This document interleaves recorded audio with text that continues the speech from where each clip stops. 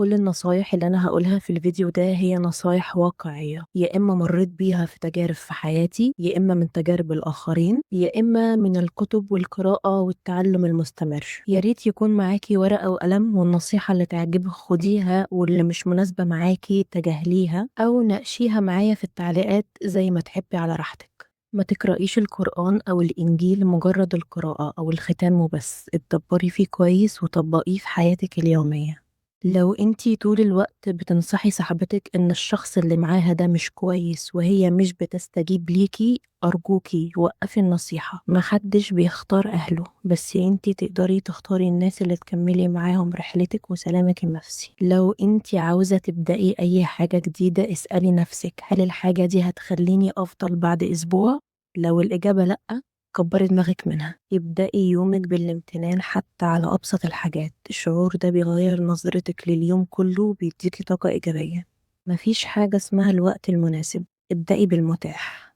الألم إجباري لكن المعاناة اختياري. الألم جزء طبيعي من الحياة ومش دايما بإيدينا، لكن المعاناة بتطول لما نفضل متمسكين بالوجع. اختاري إنك تتعلمي من الألم وتعدي بدل ما تعيشي جواه. الإيمان الحقيقي مش إنك تثبتي طول الوقت إن غيرك هيدخل النار وإنتي هتدخلي الجنة، لكن في إنك تراقبي نفسك وتصلحيها بهدوء.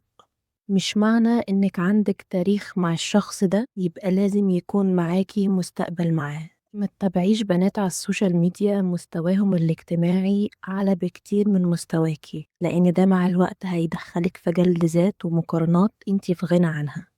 اتعلمي الأول تاخدي حقك، بعد كده تفكري هل هتسامحي اللي قدامك ولا لأ. قبل ما تحكي لصاحبتك أسرارك، اعرفي الأول هل هي بتقول كل حاجة عنك لمامتها ولا لأ. ولو بتقول يبقى الأفضل تعملي حدود وما تحكيش كل حاجة ليها. أرجوكي فرقي ما بين إنك تتعاطفي مع شخص وإنك تعيشي مشكلته حتى لو كان والدتك أو والدك. استبدلي جملة ماذا لو فشلت بجملة حتى لو فشلت. ما تساعديش حد هو مش عاوز يساعد نفسه. الابتعاد عن مقاطع الريلز ده أكبر استثمار هتعمليه في حياتك اليومية لنفسك ولعقلك. امسحي التيك توك. امسحي التيك توك.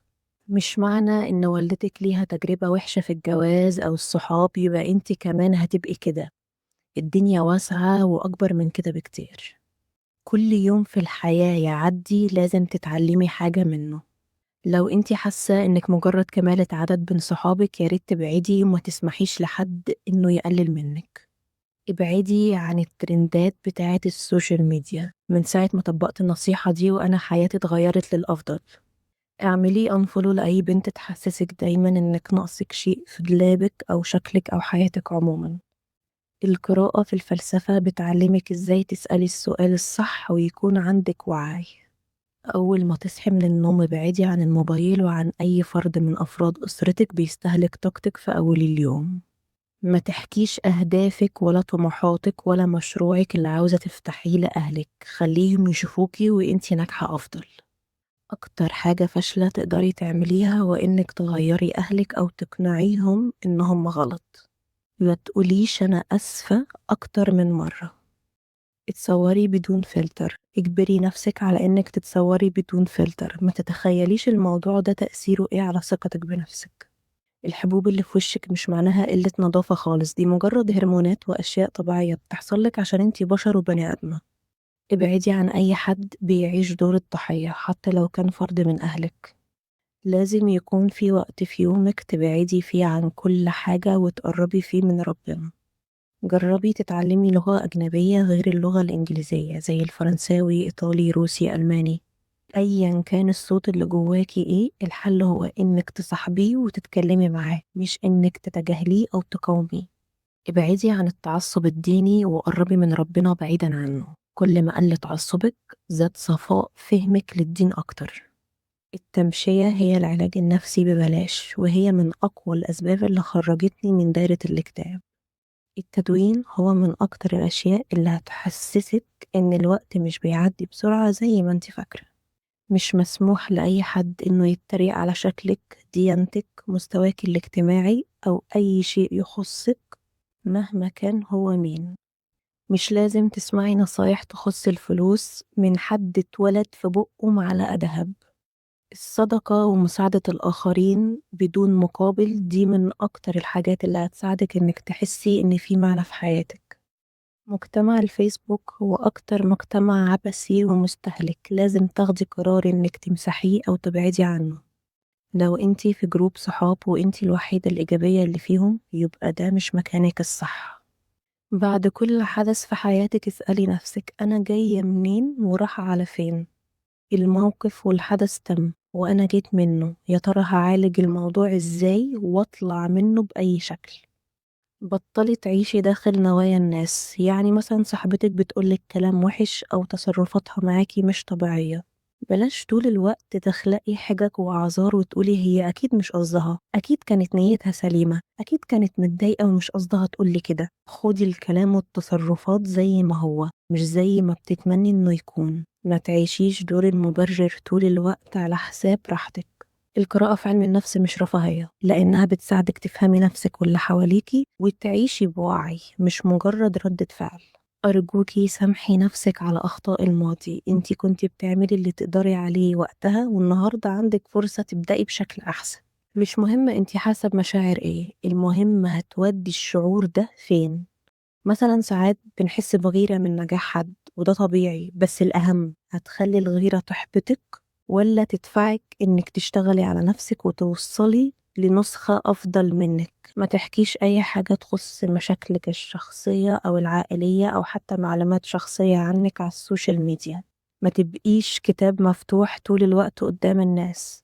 لو الأمير اللي على البساط السحري جالك وهينقذك من اللي انت فيه، مش هيعرف يعمل كده لو انت مش بتحبي نفسك وشايفة نفسك مش حلوة. لازم تبدأي تحبي نفسك وذاتك الأول. ما تاخديش نصايح من صناع المحتوى اللي عندهم اختيار وترفيه في حياتهم، لأنك حياتك مش نفس حياتهم.